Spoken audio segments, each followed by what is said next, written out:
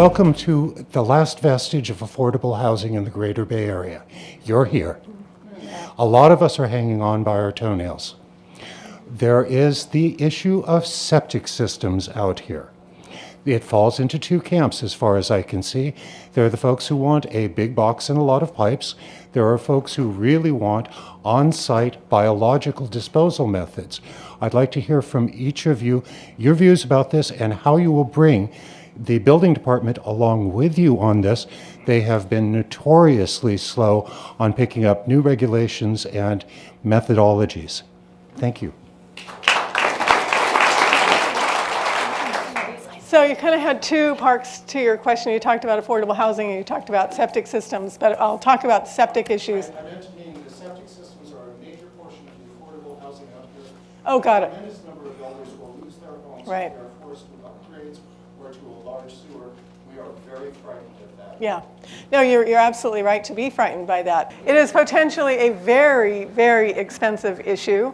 And there's a lot of concern about what's going to happen being driven by the biological opinion and whether people will have to do something about their septic systems, which are some of them may be failing, some of them may not, some of them may need upgrades. So this is a community problem. And I know that there's a lot of concern about the individual homeowner having to bear the entire cost, which could be in the hundreds of thousands of dollars, and not something any ordinary homeowner could possibly afford.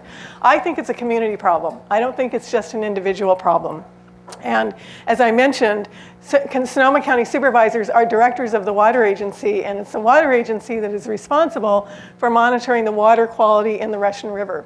It's the water agency that is also responsible, in my opinion, and this is something I would do as a director, it is responsible for working with the individual homeowners and making sure that we obtain state funding for cleaning up our water, which is out there, and providing funding also from the water agency, which has a lot of money on hand.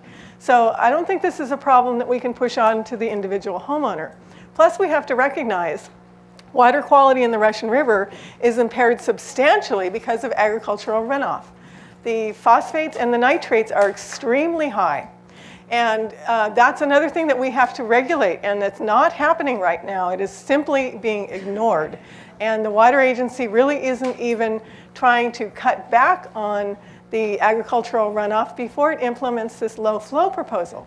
So if you want to know more about the low flow proposal, I am actually hosting a community conversation on September 28th, 6 p.m. at the fire station in Guerneville. We'll have a panel of 6 experts. They're all local, and they will answer your questions and try to give you more information on this proposal. It's not from any one particular perspective. It's informational only. But I would commit to you that if and when it becomes time to change the septic systems, that we will find money to address this as a community, because the Russian River is a community resource. It's not just up to an individual. It's all of our collective responsibility to make sure that we improve its health. I want to be very clear that forcing homeowners with an unfunded mandate to suddenly get new engineered septic systems or to pay, tens of thousands of dollars to hook up to a big box system is just simply unacceptable. That is not something. I will absolutely fight for the homeowners. I've been on septic the entire time that I've lived in Sonoma County, and I know how expensive it is just to maintain even a system. And I mean, our pump went out. That was $1,000 just for the pump. And so, let alone what the cost is to install a new engineered system, which could be upwards of $60,000, depending on how you perk. That is not something that I could bear. It is not something that we can require homeowners to bear. And so in terms of what solution will work, I actually have a sort of option E, none of the above solution, which is composting toilets are $1,000. You can have an entirely self-contained unit. It is not currently allowable in Sonoma County. There is a pilot project in Occidental, which was quite frankly so burdensome that no sane homeowner would ever agree to it because... Bodega Marine. And Bodega Marine also has one actually at the lab.